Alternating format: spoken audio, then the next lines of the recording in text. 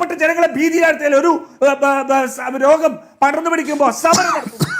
ദുരഭിമാനമാണോ റിയാസിനെ തലയ്ക്കകത്ത് ഒളിപ്പിച്ചു വെച്ചിരിക്കുന്നത്? എന്നിട്ട് പാവപ്പെട്ട ജനങ്ങളെ ഭീതിയിലാഴ്ത്തുകയല്ലേ? ഗ്രഹണി ആസ്മയൊക്കെ ഉള്ള പിള്ളേര് പതിവായിരിക്കുന്നതിലും 10 അടി തള്ളിയിരുന്നോണം പൊട്ടിപ്പാറുന്ന അടിയാ നടക്കാൻ പോകുന്നത്. എന്തൊക്കെയാണ് ഇവിടെ പറഞ്ഞു കൂട്ടുന്നത്?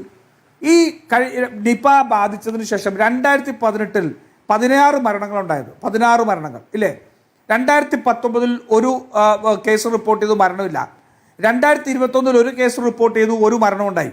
2018 16 മരണം വേണമെങ്കിൽ ആദ്യമായിട്ട് വന്നാൽ ഇപ്പോൾ ശൈലജ ടീച്ചർ നിയമസഭയിൽ കൊടുത്ത മറുപടിയിൽ തന്നെ അത്ര 16 മരണം ഉണ്ടായപ്പോഴും നോക്കിയിരുന്നവരാണ് ഈ പറയുന്നത് എന്ന് ആലോചിച്ചോണം. 16 മരണം ഉണ്ടായപ്പോഴും നോക്കിയിരുന്ന് ആ 16 പേരെ മരണത്തിന് വിട്ടുകൊടുത്തവരാണ് ഇപ്പൊ ഈ സർക്കാരിനെതിരെ പറയുന്നത്. ഇനി നോക്കൂ, 2018 മുതൽ 5 വർഷം കഴിഞ്ഞു. 2023 6 കേസ് റിപ്പോർട്ട് ചെയ്തു, 2 മരണങ്ങൾ ഉണ്ടായില്ലേ? 2024 2 കേസ് റിപ്പോർട്ട് ചെയ്തു, 2 പേരും മരണപ്പെട്ടു. 2025 4 കേസ് റിപ്പോർട്ട് ചെയ്തു, 2 പേരും മരണപ്പെട്ടു ഇല്ലേ? ഇതല്ലേ ഇവരുടെ ട്രാക്ക് റെക്കോർഡ്? എനിക്കൊന്നും ഓർമ്മ വരുന്നില്ല. നിപ്പ എന്ന് പറയുന്ന ഒരു രോഗം ബാധിച്ചതിന് ശേഷം 8 വർഷം കഴിയുമ്പോഴും ആ രോഗത്തെ പിടിച്ചു കെട്ടാൻ കഴിയാതെ എല്ലാ വർഷവും കേസുകൾ കൂടുകയും മരണങ്ങൾ സംഭവിക്കുകയും ചെയ്ത ട്രാക്ക് റെക്കോർഡല്ലേ ഇവരുടെ? ഇതിനാണ് അവനവൻ പാരാന്ന് പറയുന്നത്. ഈ സമയത്ത് ഞങ്ങൾ ഗവൺമെന്റിന്റെ മിടുക്കാണ് എന്നൊന്നും പറയുന്നില്ല. ആരോഗ്യരംഗം പ്രവർത്തനം തുടങ്ങിയിട്ടില്ല. ഞങ്ങളെ സംബന്ധിച്ചോളം ഞങ്ങൾ മുന്നോട്ട് വെച്ചിട്ടുള്ള ഞങ്ങളുടെ പദ്ധതികൾ അനുസരിച്ചിട്ടുള്ള കാര്യങ്ങൾ നടപ്പിലാക്കാനുള്ള സമയമായിട്ടുള്ള 1 മാസമായിട്ടുള്ളൂ. ഇപ്പോൾ 1 കേസാണ് ആകെ റിപ്പോർട്ട് ചെയ്തത്. ആള് ഇപ്പോഴും ചികിത്സയിലാണ്. 1 കേസാണ് റിപ്പോർട്ട് ചെയ്തത്. അപ്പൊ എന്തൊക്കെ രാഷ്ട്രീയ ആരോപണം ഉന്നയിക്കുന്നത്? കുഞ്ഞിക്കണ്ണൻ പറയുകയാണ് കണ്ടെയ്ൻമെന്റ് സോണില്ല. ഇങ്ങോട്ട് വന്നേനി എന്നിട്ട് ഇങ്ങോട്ട് നിന്നേനി. ആരാ തീരുമാനിക്കേണ്ടത് കണ്ടെയ്ൻമെന്റ് സോൺ വേണ്ടോ വേണ്ടേ എന്നുള്ളത്? കോഴിക്കോട് CPM ജില്ലാ സെക്രട്ടേറിയറ്റ് ചെയ്തതാണോ കണ്ടെയ്ൻമെന്റ് സോൺ വേണോ വേണ്ടോ തീരുമാനിക്കുന്നത്?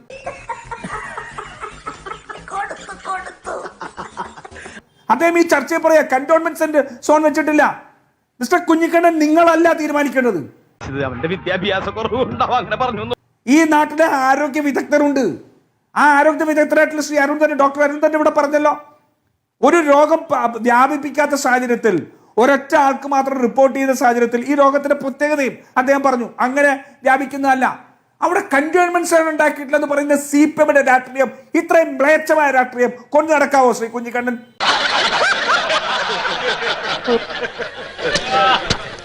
ഇത്രയും മേച്ചമായിട്ടുള്ള രാഷ്ട്രീയം നിങ്ങൾ പറയാമോ?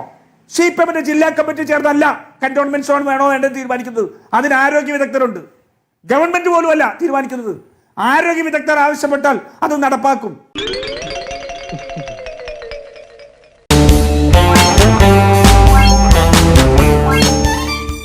അത് നിങ്ങൾ പറയണ്ട. നിങ്ങൾ കുഞ്ഞിക്കണ്ണനോട് കൂടി ചോദിക്കുന്നില്ലെന്നാ. ഞങ്ങളൊക്കെയാണ് ഇത് നേരിട്ടത്, ഞങ്ങളൊന്നും ചോദിക്കുന്നില്ല. നിങ്ങൾ CPM കമ്മിറ്റി കൂടുന്ന എന്നിട്ട് തീരുമാനിക്ക് എങ്ങനെ നിയന്ത്രിക്കണം. വല്ല കാര്യമുണ്ടോ? എന്തിനാണ് ഇങ്ങനെ ഇല്ലാന്ന് നടക്കണേ? അതേപോലെ ഈ കാര്യങ്ങൾ നോക്കൂ. MLA അറിയിച്ചിട്ടുണ്ടെന്ന് MLAക്ക് എന്തെങ്കിലും പ്രത്യേകമായിട്ട് വേണമെങ്കിൽ മുരളീധരൻ മന്ത്രിയെ വിളിക്കണം, നേരിട്ട് വിളിക്കണം. അത്രമാത്രം ദുരഭിമാനം തലയിലേറ്റടക്കുന്ന ഈ MLAക്ക് എന്ത് ഉത്തരവാദിത്തമുള്ളത് സമൂഹത്തോട്? എന്താ ഉറക്കം വരുന്നു? സ്വന്തം മണ്ഡലത്തിലുള്ള ഒരു കാര്യം മന്ത്രിയെ നേരിട്ട് വിളിച്ചിട്ട് ദാ ഇത്തരത്തിൽ എനിക്ക് DMOയിൽ നിന്ന് വിവരങ്ങൾ കിട്ടുന്നില്ല, അങ്ങൊന്ന് ഇടപെടണം എന്ന് പറയാൻ പോലും കഴിയാത്ത ദുരഭിമാനമാണോ റിയാസിനെ തലയ്ക്കകത്ത് ഒളിപ്പിച്ചു വെച്ചിരിക്കുന്നത്? എന്നിട്ട് പാവപ്പെട്ട ജനങ്ങളെ ഭീതിയിലാഴ്ത്തുകയല്ലേ? നിനക്ക് കോമൺ സെൻസ് ഉണ്ടോടാ ഇഡിയറ്റ്? എന്ത് ചെയ്യാനാടാ, ഞാൻ ഇങ്ങനൊരു ദുരന്തനായി പോയി. പാവപ്പെട്ട ജനങ്ങളെ ഭീതിയിലാഴ്ത്തിയാൽ ഒരു രോഗം പടർന്നു പിടിക്കുമ്പോൾ സമരം നടത്തും. ഇദ്ദേഹത്തിനെതിരെ ഞങ്ങൾ കേസെടുത്ത് അറസ്റ്റ് ചെയ്യാത്തത് ഈ സർക്കാരിന്റെ മൃദു സ്വഭാവം മാത്രം കഴിയാൽ മതി. മനസ്സിലായില്ലേ? ഒരു ഇത്തരത്തിലുള്ള വ്യാപനം നടക്കുമ്പോ ഈ സമരത്തിലേക്ക് പോയ ആളെ പിടിച്ച് അറസ്റ്റ് ചെയ്തിടാൻ വേണ്ടത്, കേസെടുക്കണം. അത്രയ്ക്ക് നിരുത്തരവാദിത്തമായിട്ടുള്ള സമയമാണ് നടത്തുന്നത്.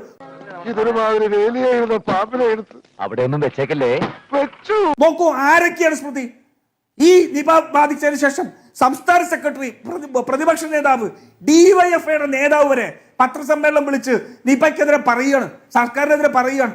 ഒരാൾക്ക് മാത്രം രോഗമുള്ളപ്പോ, ഒരാൾ പോലും മരിച്ചിട്ടില്ലാത്തപ്പോ ഡിവൈഎഫ്ഐയുടെ നേതാക്കന്മാർ വരെ പത്രസമ്മേളനം വിളിച്ച് പറയുകയാണ് ഇത്രമാത്രം ഭരണം നഷ്ടപ്പെട്ടതിലുള്ള അസഹിഷ്ണുതയല്ലേ ഇത്? ഭരണം നഷ്ടപ്പെട്ടതിലുള്ള അസഹിഷ്ണുതയാ. കാര്യമത് സത്യമാണെങ്കിലും എനിക്ക് അംഗീകരിച്ചു കൊടുക്കാൻ പറ്റുമോ? കണ്ടില്ലേ, നാളെ കേരളത്തിലെ സ്ത്രീകൾക്ക് അവർ ഇരുകൈയും നീട്ടി സ്വീകരിച്ച് യാത്രയ്ക്ക് സൗജന്യ യാത്ര നടക്കുക. എവിടെയാ കേരളത്തിലെ പ്രതിപക്ഷം? കേരളത്തിലെ പ്രതിപക്ഷം എതിർക്കുകയാണ് സ്ത്രീകൾക്ക് സൗജന്യ സമയം. ഇത്രമാത്രം അധികാരം നഷ്ടപ്പെട്ടതിൽ വെപ്രാളം പൂണ്ട് നടക്കുന്ന മറ്റൊന്നില്ല. ആ തേണ്ടി RDPയുടെ തൊലി ഒരുക്കുകയാണ് ഉത്തമ.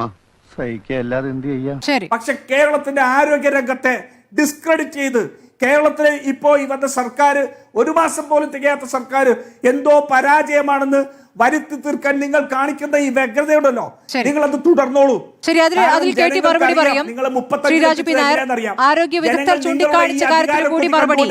ദൈവമേ, മൂർഖനെയാണല്ലോ ചവിട്ടിയത്. കേരളത്തിലെ ആരോഗ്യരംഗം താലൂക്ക് ആശുപത്രികൾ മുതൽ താഴത്തേക്ക് മുഴുവൻ സ്തംഭനാവസ്ഥയിലാണ്. അവിടെയെല്ലാം സമഗ്രമായ മാറ്റം ആവശ്യമുണ്ട്. നിങ്ങൾക്കറിയോ, ഞാൻ ബ്ലോക്ക് പഞ്ചായത്ത് പ്രസിഡന്റ് ആയിരുന്ന ഒരാളാണ്. പൂത്തോട്ട മെഡിക്കൽ കോളേജ് സാമൂഹികാരോഗ്യത്തിൽ IOCയുടെ CSR ഫണ്ടോടുകൂടി, അതുപോലെ തന്നെ മറ്റൊരു സ്ഥാപനത്തിന്റെ CSR ഫണ്ടോടുകൂടി നെഫ്രോളജിസ്റ്റിന് ഉൾപ്പെടെ നിയമിച്ചുകൊണ്ട് ഡയാലിസിസ് കേന്ദ്രം തുടങ്ങാനുള്ള പ്രപ്പോസൽ 3 വർഷം മുമ്പ് ഞാൻ കൊടുത്തതാണ്. ഒരു പൈസ സർക്കാർ ചെലവാക്കണ്ട, മുഴുവൻ IOCയുടെ സാമൂഹ്യ സുരക്ഷാ പദ്ധതിയിൽപ്പെടുത്തും. വീണ ജോർജ് പറഞ്ഞതറിയോ? IBയുടെ MP 1 മണിക്കൂർ വീണ ജോർജിന്റെ മുമ്പിൽ ഇരുന്ന് ആവശ്യം ഉന്നയിച്ചു. അദ്ദേഹമാണ് ആ പദ്ധതി കൊണ്ടുവന്നത്. അദ്ദേഹം പറഞ്ഞു 1 രൂപ ചെലവാക്കണ്ട, ഡയാലിസിസ് നടക്കും, ആ ഭാഗത്തുള്ള മനുഷ്യർക്ക് ചികിത്സ കിട്ടട്ടെ. വീണ ജോർജിന്റെ മറുപടി എന്തായിരുന്നു? അത് ചെയ്യാൻ സമ്മതിക്കില്ല. CHCക്കകത്ത് ഡയാലിസിസ് യൂണിറ്റ് വേണ്ട, അവിടെ ആരെങ്കിലും മരണപ്പെട്ടാൽ ആര് ഉത്തരവാദിത്തം പറയും? ഇതായിരുന്നു കഴിഞ്ഞ സർക്കാരിന്റെ നിലപാട്. മരണം നടക്കുമെന്ന് ഭയന്നുകൊണ്ട് ആരോഗ്യ മേഖലയിൽ മാറ്റത്തിന് പോലും തയ്യാറാവാതിരുന്ന ഒരു ഗവൺമെന്റ് ആയിരുന്നെങ്കിൽ ഞങ്ങൾ ഈ ആരോഗ്യ മേഖലയെ സമഗ്രമായ അഴിച്ചുപണി നടത്തുമെന്നുള്ളത് തീരുമാനിച്ച ഗവൺമെന്റാണ്. ഞാൻ നേരത്തെ സൂചിപ്പിച്ചല്ലോ, സാംക്രമിക രോഗങ്ങളെ സംബന്ധിച്ച് ഈ കഴിഞ്ഞ ഗവൺമെന്റ് നോക്കൂ. ഇതിപ്പോ ഏറ്റവും വലിയ പ്രശ്നം എന്താ? ഏറ്റവും പ്രധാനപ്പെട്ട പ്രശ്നം മഴക്കാല പൂർവ്വ ശുചീകരണ പ്രവർത്തനങ്ങൾ നടന്നില്ല. പല സ്ഥലത്തും അത് നടന്നില്ല. കഴിഞ്ഞ സർക്കാരിന്റെ കാലത്ത് അത് ചെയ്തില്ല. ഈ 1 മാസം മുമ്പ് അധികാരമേറ്റെടുത്ത VD സതീശൻ സർക്കാരാണ് ആദ്യത്തെ തീരുമാനമായിട്ട് ഈ പഞ്ചായത്തുകൾക്ക് പൈസ കൊടുത്തത്, ഇല്ലേ? മഴക്കാല പൂർവ്വ ശുചീകരണത്തിന്. എന്തുകൊണ്ടാണ് കഴിഞ്ഞ ഗവൺമെന്റ് ചെയ്യാഞ്ഞത്? ആരോഗ്യ രംഗത്ത് അല്ലെങ്കിൽ ഈ മഴക്കാല പൂർവ്വ ശുചീകരണത്തിന് പൈസ കൊടുക്കാനായിട്ട് ഏതെങ്കിലും തെരഞ്ഞെടുപ്പ് കമ്മീഷൻ എതിർക്കുമായിരുന്നോ? 6000 കോടി ദാ ഞങ്ങളുടെ ഖജനാവിൽ കിടക്കുന്നു എന്ന് പറഞ്ഞവരല്ലേ?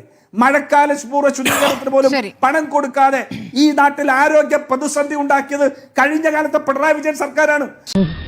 ഒരു കയ്യബദ്ധം നാറ്റുകരുത്.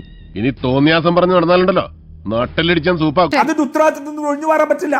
ഇന്ന് ഞങ്ങൾ പറയുകയാണ്, വലിയ വ്യാപനത്തെ സംബന്ധിച്ച് പറയുന്നു. ഞാൻ ചോദിക്കട്ടെ സ്മൃതി, കഴിഞ്ഞ ഇപ്പൊ പറഞ്ഞല്ലോ, പനിച്ചു വിറയ്ക്കുകയാണ്. 2025 ഒരു വാർത്തയാണ്, 2025 വാർത്ത. പനിച്ചു വിറച്ച് കേരളം, 24 മണിക്കൂറിൽ 10,000 മേൽ പനിബാധിതർ, 60 പകർച്ചപ്പനി മരണം, 38 എലിപ്പനി മരണം. ഇല്ലേ? കഴിഞ്ഞ വർഷമുണ്ടായ വാർത്തയാണ്. ഇത് മനഃപൂർവ്വം തന്നതാ എന്നെ ഇൻസൾട്ട് ചെയ്യാൻ. അവര് ഇന്ന് വന്ന് 1 മാസം പ്രായമാവാത്ത സർക്കാരിനെ കുറ്റപ്പെടുത്തുന്നെങ്കിൽ കൊതിക്കരുത് എന്ന് മാത്രമേ പറയാൻ പറ്റൂ. കിട്ടിയ മുതലും പലിശ ചേർത്ത് കിട്ടി. തൽക്കാലം ഇത്രയും മതി. വരട്ടെ.